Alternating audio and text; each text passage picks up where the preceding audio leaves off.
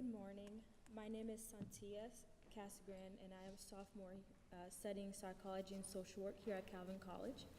Like our next speaker, Danielle Jean-Louis, I'm also from Haiti. Danielle is the co-author of From Aid to Trade, How Aid Organizations, Businesses, and Governments Can Work Together. Danielle advocates for a shift from aid to trade to create solutions to poverty, and he works to encourage entrepreneurship within his home country of Haiti. Since 2013, his investment firm, Bridge Capital, has provided debt and equity investment to Haitian companies seeking credit or working capital to accomplish their objectives. He has previously worked with Partners Worldwide as the partnership manager of Haiti, and he currently directs the 100,000 Jobs in Haiti initiative. His book will be available at our book table, and Danielle will be happy to sign a copy for you. We're very glad to have Danielle here to join us for FIDC, so please help me welcome him to the stage.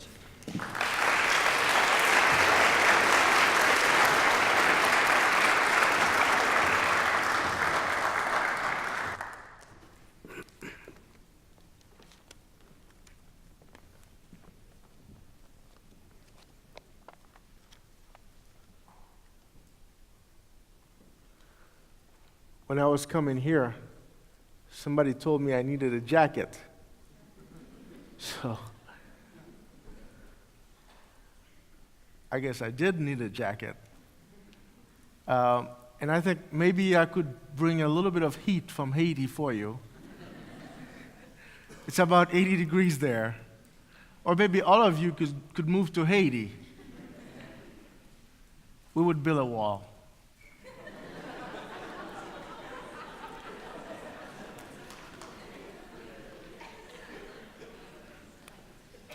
And make you guys pay for it. It would be fantastic.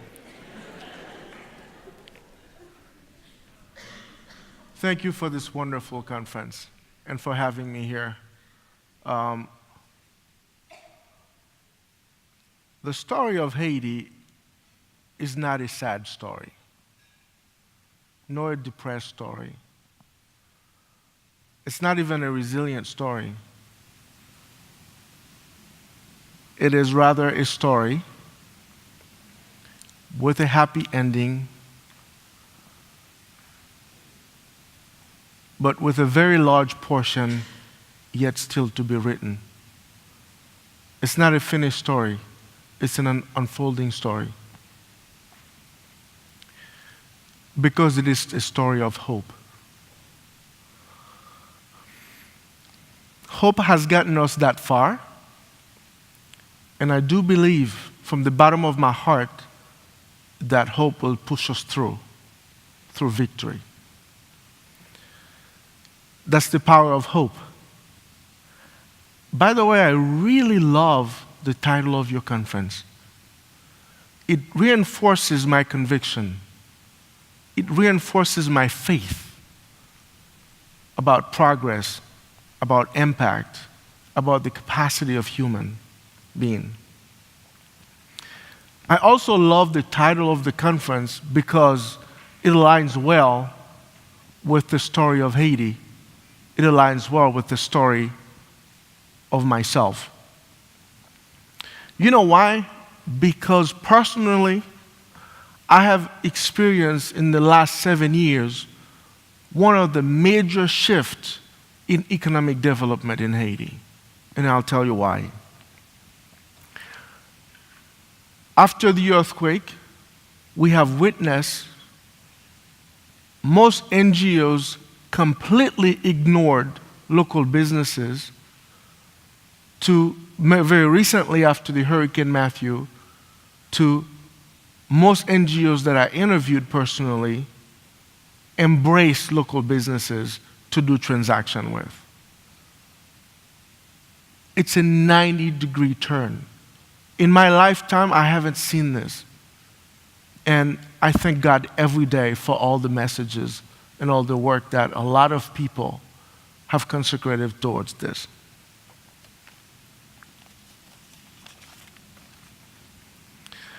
In our book, From Aid to Trade, myself and Jacqueline Clammer spent over 4 years researching and writing and her parents are here. She is in the Philippines right now. We presented the case studies of many different companies that have been hurt by aid over the years. The opening story in the book is a story of a soap maker that has been around for generations, unfortunately got rinsed out when the United Nations decided they will bring in over $50 million worth of soap and soap substitutes to help people. Of course, the intention is great. People get help in the short term, but they rinse out that company, and many people lost their jobs. And the company went out of business within the course of a few years. The stories goes on and on.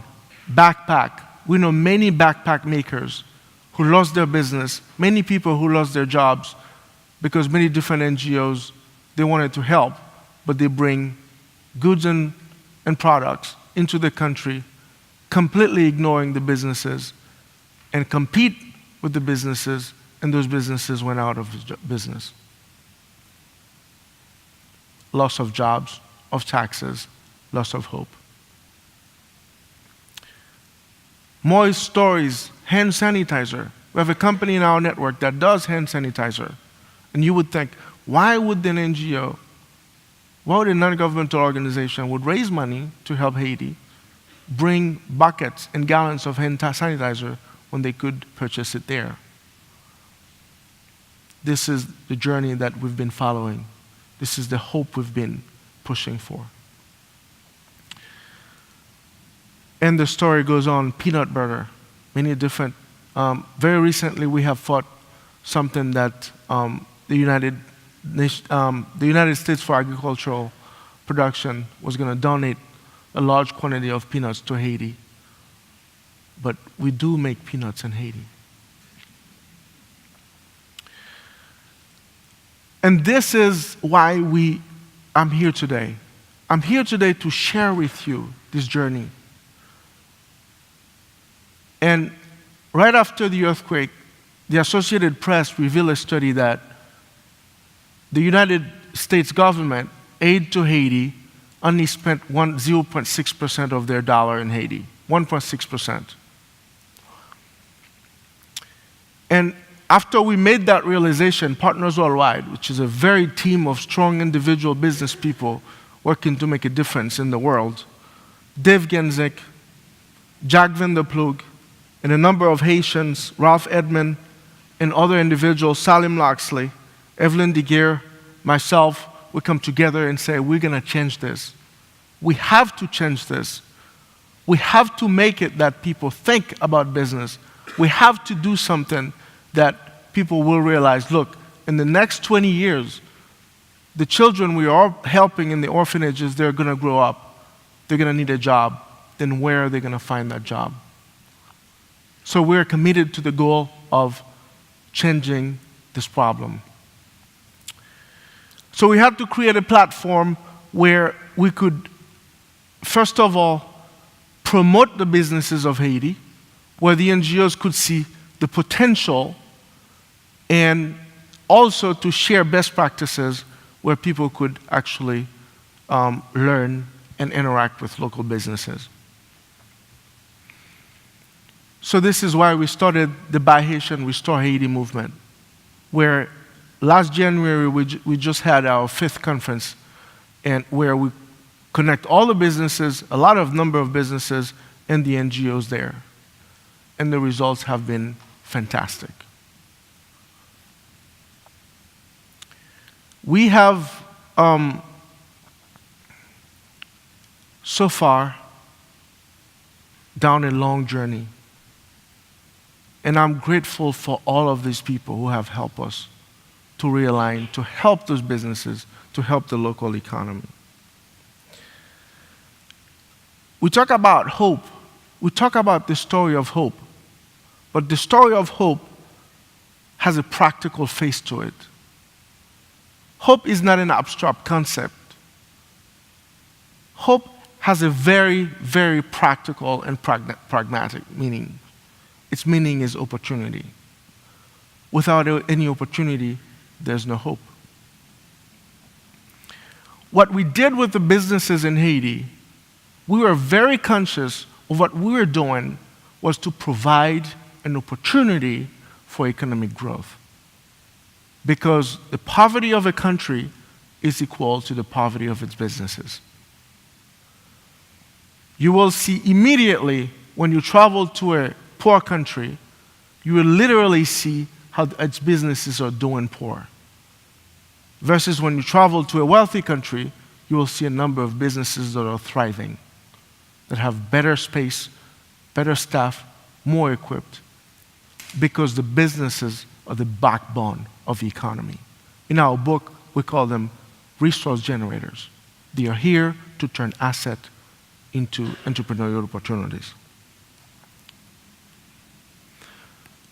So, providing opportunity for those businesses had one and single focus, is to help create jobs in Haiti. Haiti has a job problem. You talk about opportunity, it's not without any challenges. In the last 10 years, Haiti is the third hardest hit natural disaster in the world. We're talking about a country that has lost over $10 billion in damages from the earthquake to recently a hurricane that wiped out through the south. The poverty acceleration rate is very high. In 2010,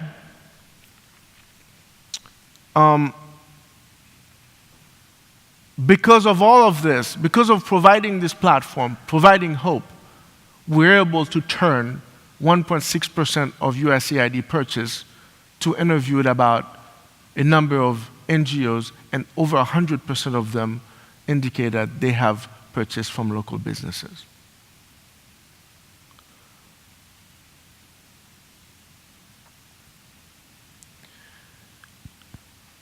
I can't tell you how much I feel enough for this change. It gives me hope that we can do more. We can go further. With the work of the 100,000 jobs, we have documented about 15,000 jobs created since the earthquake. And it reinforced my conviction that if we continue to work with this, we'll see a better Haiti. Because if we don't keep pushing for businesses, if we don't keep advocating for a local economy, if we don't keep advocating for the young people to get engaged, to take over their own destiny, to work towards creating a path where they can see a brighter future, it's the path of job creation. And to create jobs, you need to work with businesses. Last year, the economy of Haiti has grown about 1.4%, when the world economy was growing over 2.7%. With 70% of unemployment rate, our job is definitely bigger than ever. There are opportunity, there are also challenges. Natural disasters is not going to go away. Haiti is located right on a fault, on a very dangerous fault, and we are on the path of hurricanes. We only have one and only direction we can go is forward. Starting to work with the businesses is a very conscious idea. It's very practical too, because it's very hard to work with the government. For all the work that we've done, we have, when you start working with this government official, by the time that you schedule the next meeting, he's already gone, replaced by somebody else. So we found this sure partner, the business sector, to work with.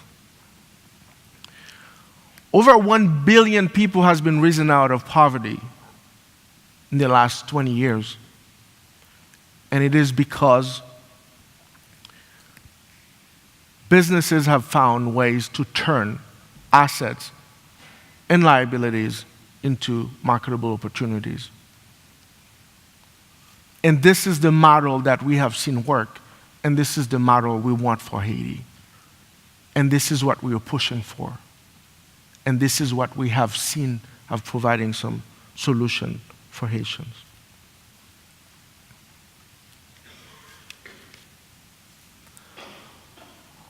A lot of this work, when God says you have to take care of the orphan, you have to help the poor, it never said you have to help the poor forever or for life.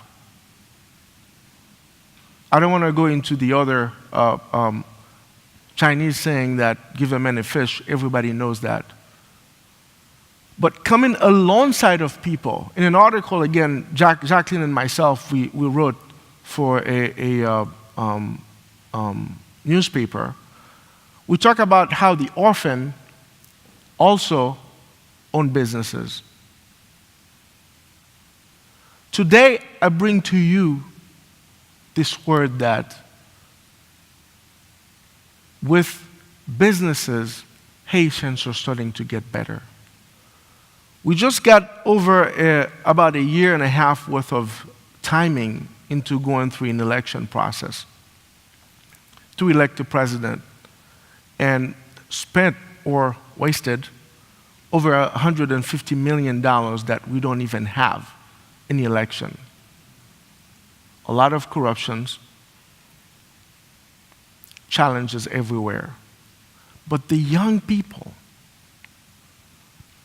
over 65% of the population is between 15 and 25.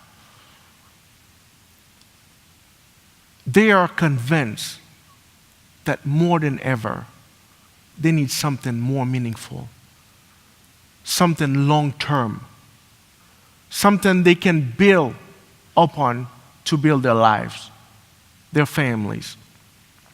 And this is what I'm here to share with you, is this hope, is how businesses is changing people's lives in Haiti.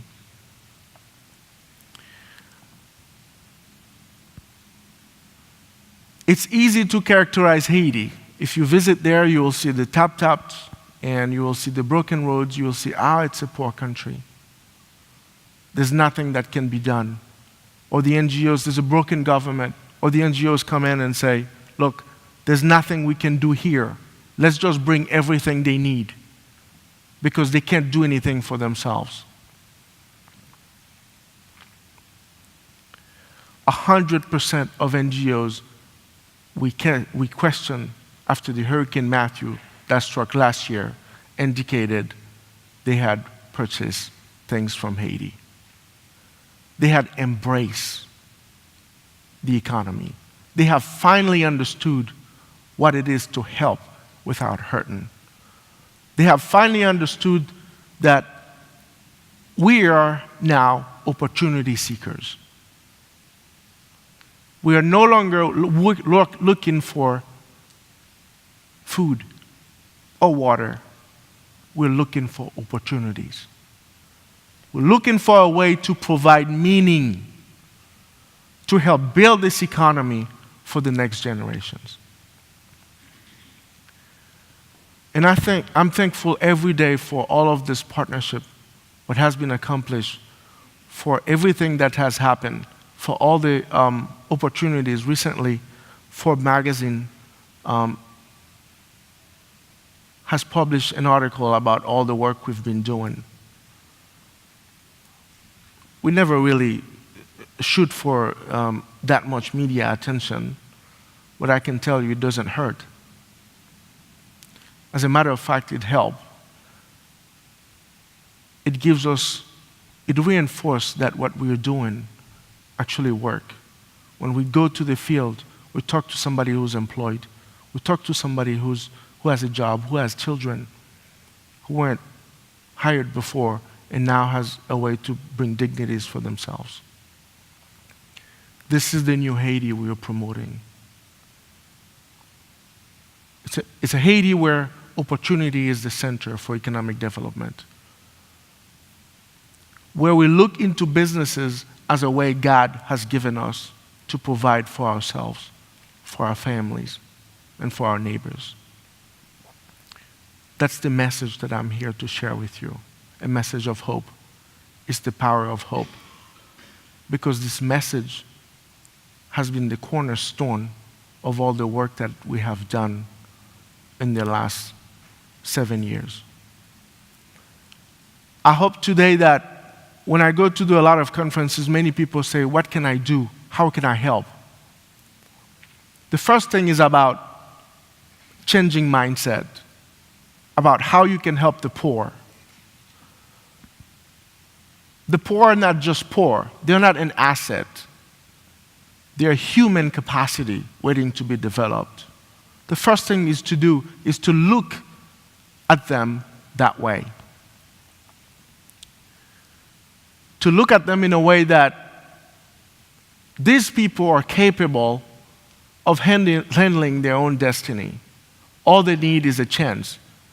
All they need is opportunity. That's the first thing that students can do.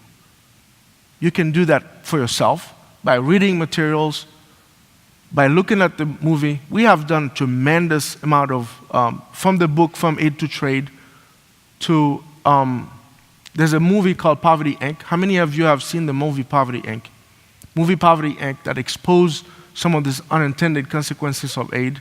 We have issued every other month a new blog. 5 different conferences has happened to bring the light on different ways that people can help. So the first thing we can do is to read those materials, convince ourselves, and talk to our neighbors, talk to the aid organization, talk to our churches, to see how they can embrace this new paradigm of how can they help without hurting. And it is precisely about helping people regain their dignity through the business activities. The second thing that we can do to help is when you travel to these countries, to Haiti or to any other developing countries, is to not go with any predefined solutions. The solutions are already there. As a matter of fact, there's a lot of advocacy that goes on that we have taken on and we work with.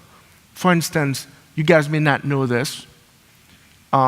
President Clinton has pushed a policy to force the Haitian government to reduce their tariff from 33% to 3% on their rice. And because of that, we used to export 80% of the rice we make, and now we have to import 80% of rice we make. And 100,000 direct jobs, was lost as a result of that. What can you do? You can take side. You can say no to the unfair economic policies. Just like we have been saying no to the NGOs that has ignored or refused to work with local businesses. What else can you do? You can continue to advocate. You can work alongside of the poor. You can work alongside of aid organizations that you know are working tirelessly to help bring economic development in Haiti. It takes more than just a message. It takes more than just a book. It takes more than just a few blogs. It takes convincing.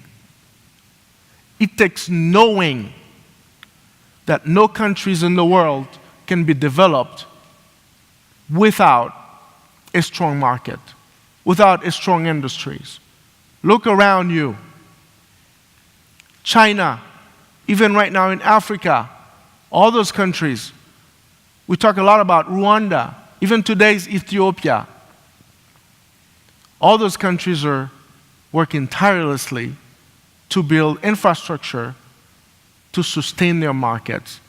That's how people get out of poverty. By developing markets, industries. And that's the opportunity for Haiti today. And this is what we're looking for. We're looking for how we can advocate, how we can help capacity building, to loans, infrastructure development, to go towards that. And we will not rest until we curb the unemployment down to 20%. We can't afford any other way. We cannot look the other way because that's the only way forward. It's the only way that we can hope. Thank you very much.